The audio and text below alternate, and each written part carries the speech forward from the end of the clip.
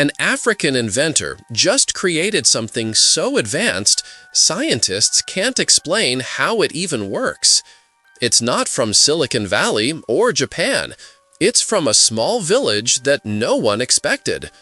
This man's creation could change how we think about energy and innovation forever. What he built will shock you. Stay tuned, this is not what you think. A car that drives forever. No gas stations, no charging cables, no stopping. Just endless movement, powered by something that's floating around us right now, invisible and free. Sounds like science fiction, right? Well, Maxwell Chikumbutso just built one, and world leaders are paying attention. This isn't your typical tech startup story. There's no Silicon Valley garage here, no venture capital meetings. Just one man in Harare with a workshop and an idea so wild that it's either going to change everything we know about energy or prove that sometimes the craziest dreams are worth chasing. The story starts in 2009. While the world recovered from economic collapse, Maxwell was tinkering with radio waves in his modest lab. Radio frequencies surround us constantly. They're everywhere.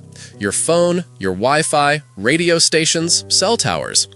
These invisible waves carry information through the air, but they're weak, incredibly weak. Scientists measure them in nanovolts, which is basically nothing in terms of usable power. But Maxwell saw something different. He looked at these radio waves and thought, what if we could harvest them? What if all this ambient energy floating through the air could actually power our lives? The problem was obvious. Radio frequencies are too weak to do anything meaningful. It's like trying to fill a swimming pool with an eyedropper. Every engineer knows this. Every physicist agrees. The energy density is just too low. Maxwell didn't care what everyone knew. He spent years designing custom components, building prototypes, failing, learning, and trying again. 70% of the components in his final device are his own creation, not bought from suppliers, not borrowed from existing technology, invented from. They were daily reminders that the world needed better solutions. While other kids worried about school exams, Maxwell watched his community struggle without reliable energy. He saw businesses shut down because they couldn't keep the lights on.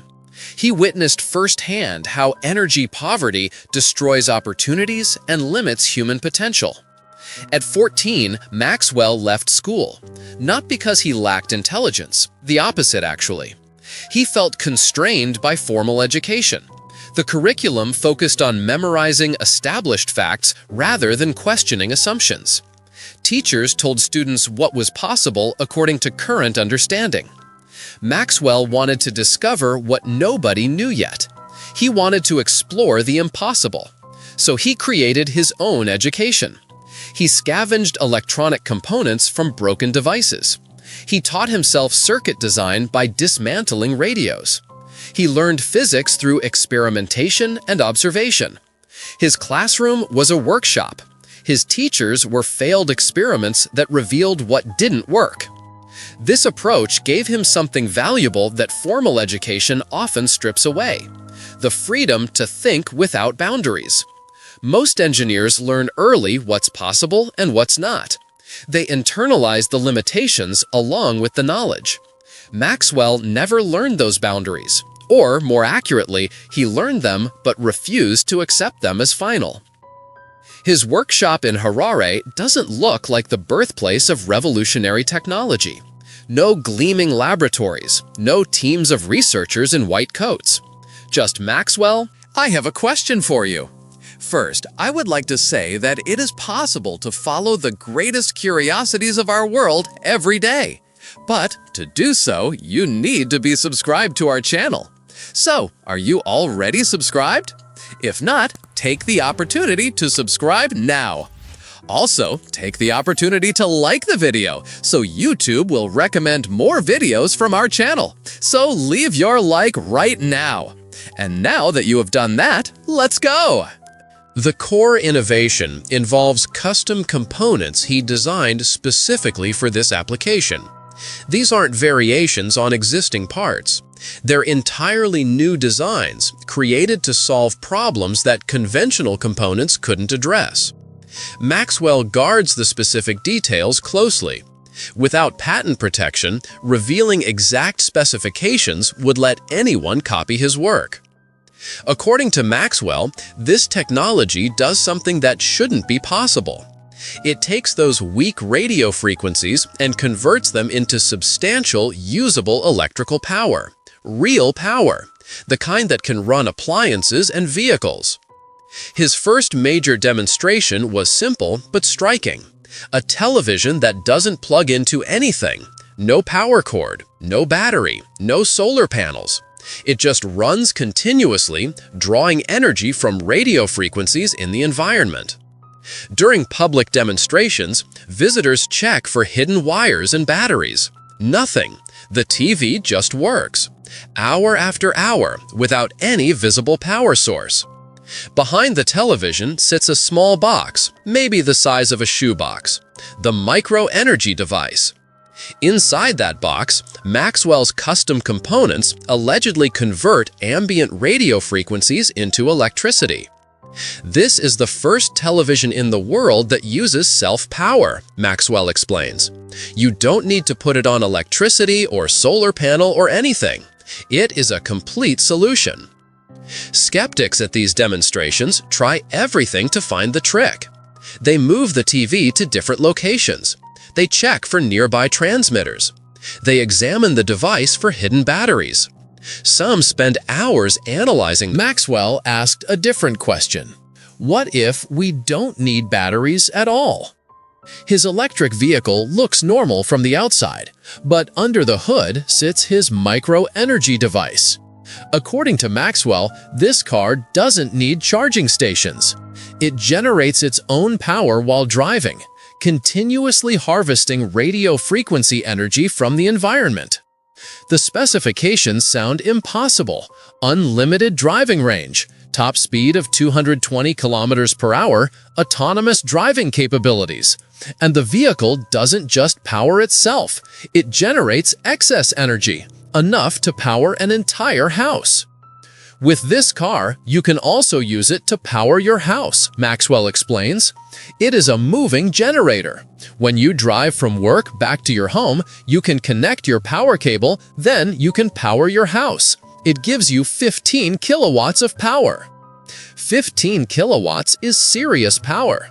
The average home uses about 1 kilowatt continuously. So Maxwell's vehicle could theoretically power 15 average homes simultaneously. Your car drives you to work, then it powers your home all day. You drive home, it continues powering your house through the night, and it never needs external charging, ever. For Zimbabwe specifically, this technology could be transformative. The country struggles with chronic electricity shortages. The power utility implements regular load shedding. Businesses and homes go without electricity for scheduled periods because the grid can't meet demand. These blackouts devastate the economy. Manufacturing gets interrupted. But here's where things get really complicated. Maxwell's technology directly challenges the laws of thermodynamics. These aren't just scientific theories, they're fundamental principles that govern how energy works in our universe. The first law of thermodynamics states clearly, energy cannot be created or destroyed, only converted from one form to another. Maxwell's device appears to generate more usable energy than it consumes. It takes weak radio frequencies and outputs substantial electrical power. Where does that extra energy come from? Maxwell doesn't dodge this question. He faces it directly.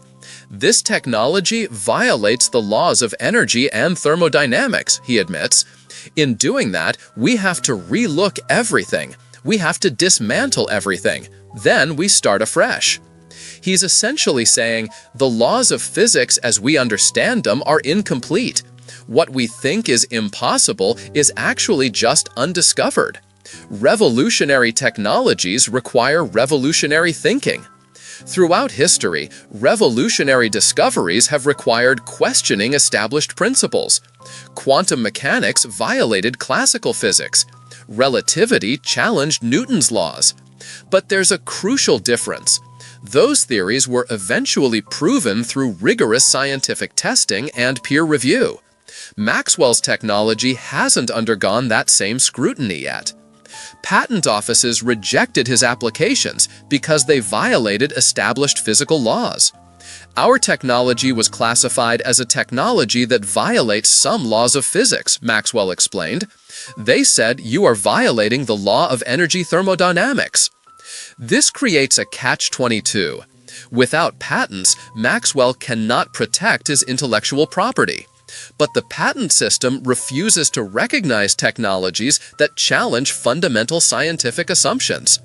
How do you prove your technology works without making it public?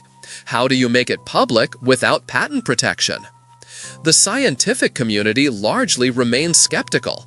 Major universities haven't published independent studies to keep Maxwell's technology genuinely worked as advertised. The response would be enormous. Energy companies would try to suppress it or acquire it. Major automakers would be scrambling to integrate it. Universities would be studying it intensely. Think about Tesla's trajectory. When Elon Musk demonstrated that electric vehicles could be practical and profitable, the entire automotive industry shifted. Every major manufacturer now invests billions in electric vehicle development. If Maxwell's technology works, it would make Tesla's innovations obsolete overnight. Yet Tesla hasn't commented on Maxwell's work. They act as if he doesn't exist. Same with other major players, General Motors, Volkswagen, Toyota. These companies employ thousands of engineers focused on electric vehicle technology. Yet none have shown interest in technology that would revolutionize their entire industry. Two explanations seem possible. Either Maxwell's technology doesn't work as claimed, so major companies correctly ignore it. Or his demonstrations haven't provided enough convincing evidence to warrant investigation from large institutions. Yet Maxwell's story continues gaining attention. The government has set a specific launch date for February 2025. Setting such a timeline represents a major commitment. If the launch fails or the vehicle doesn't perform as promised, the consequences extend beyond Maxwell to damage Zimbabwe's credibility. According to recent statements, Maxwell has begun selling devices to customers. "We are in the commercial stage," he announced. "We've got small machines. Most of them have been bought by people who came to visit." Keep the extraordinary claims, but refuse verification. Maxwell appears to be embracing market scrutiny rather than avoiding it. His journey hasn't been without danger. Maxwell and his research partner, Dr. Teddy, were allegedly poisoned during their work. While Maxwell survived, Dr. Teddy died in January 2017. "We were poisoned at that time," Maxwell recalls. "Dr. Teddy didn't make it. I survived by the grace of God." If true, this suggests powerful interests view Maxwell's work as a genuine threat. When trillions of dollars in existing industries face potential obsolescence, the stakes become extraordinarily high. But poisoning claims are also common in fringe technology narratives. Without evidence, it's impossible to determine the truth. American investors have reportedly offered Maxwell multi-million-dollar deals to bring his technology to the United States. According to sources, the inventor declined these offers, choosing instead to develop his innovations within Africa. This decision reflects important principles. Throughout history, revolutionary technologies from developing countries have often been exploited by wealthy nations and corporations. Local inventors lose control of their intellectual property. Economic benefits flow to foreign entities rather than enriching the communities where innovations originated. By keeping his work in Zimbabwe, Maxwell ensures any economic benefits directly support African communities. This approach resonates with broader conversations about technological sovereignty and economic independence in developing nations. Africa has long been viewed primarily as a consumer of technologies developed elsewhere. The continent imports phones designed in California, cars manufactured in Japan, and energy systems engineered in Europe. Indigenous innovation has been systematically undervalued and under-resourced. Maxwell's story challenges this dynamic. Here is an African inventor claiming to have solved problems that stumped scientists in the world. The continent is home to over 1.3 billion people, millions of brilliant minds who may lack access to formal education or traditional research resources, but possess creativity and problem-solving abilities equal to anyone anywhere. Maxwell's background exemplifies this. He left formal education at 14, but possesses genuine technical capabilities regardless of how we ultimately evaluate his extraordinary claims. His lack of formal education might have actually enabled his unconventional thinking. Traditional education teaches what's possible and what's impossible, according to current understanding. This knowledge is valuable, but can also constrain imagination. Maxwell never learned what couldn't be done. Or, more accurately, he learned it but refused to accept it as final. The next year will be crucial. February 2025 represents a hard deadline. The government has announced a vehicle launch. Maxwell has committed to commercial production. These commitments create accountability that promotional demonstrations alone don't provide. If his devices perform, if they genuinely generate power from ambient radio frequencies, if vehicles actually drive indefinitely without external charging, then Maxwell Chikumbutso will be recognized as one of history's most important inventors. His technology will revolutionize energy production, transform transportation, and fundamentally alter the global economy. Energy generation would shift from centralized power plants to distributed systems. Transportation costs would collapse. Environmental benefits would be substantial if the technology works without carbon emissions or resource extraction. Global economic dynamics would shift dramatically as oil-producing nations lose their primary source of wealth. But even in this scenario, Maxwell's journey offers value. He's demonstrated African innovative capacity. He's shown that indigenous inventors can capture global attention.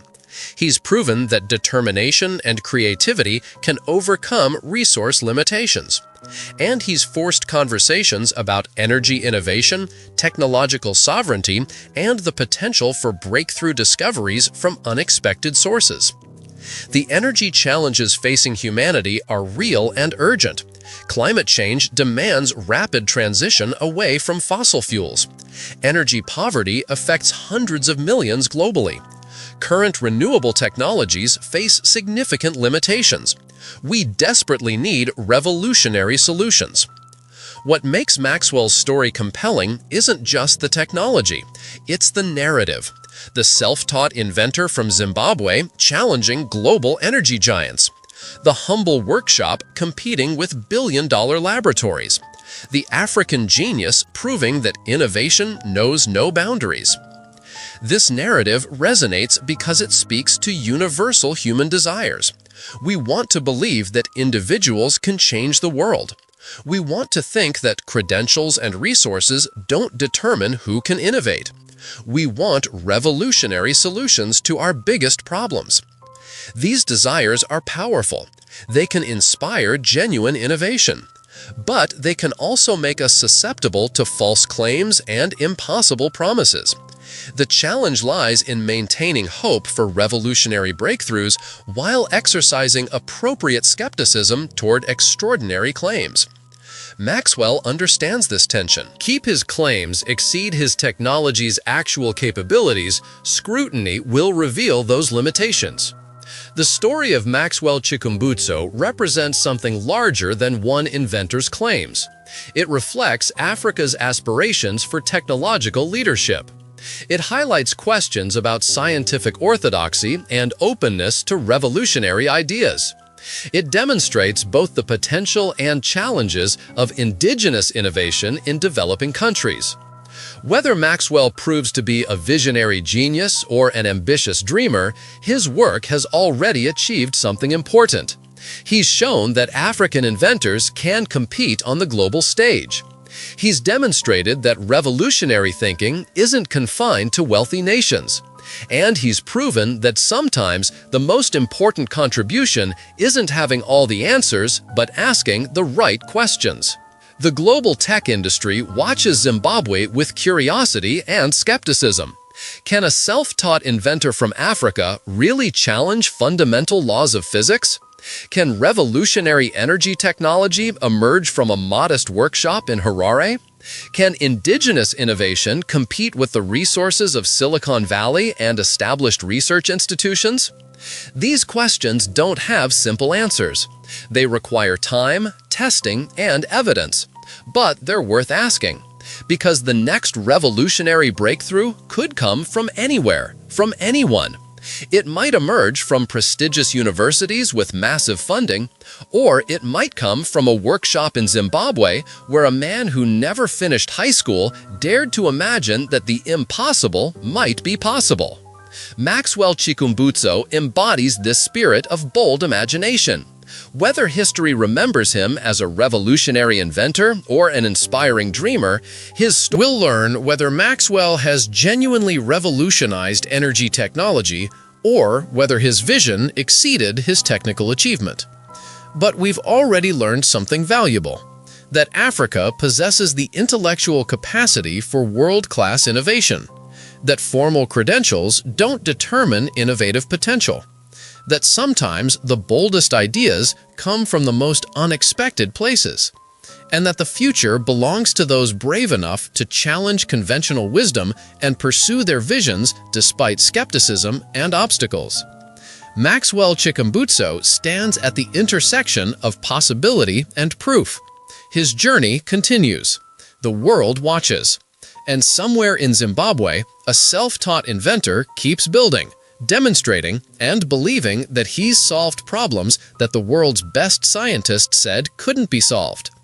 Time will reveal whether Maxwell becomes one of history's greatest inventors or one of its most compelling dreamers. Either way, his story marks a moment when Africa showed the world that revolutionary innovation can emerge from anywhere, driven by minds that refuse to accept that the impossible cannot become possible. The verdict remains pending. The technology awaits validation. But the message is already clear. Innovation knows no boundaries, respects no credentials, and emerges wherever human creativity meets unwavering determination to change the world. Still curious? Then don't stop now. The next mystery is already waiting for you. Just click the video on screen. I saved it just for you. See you there, curious one.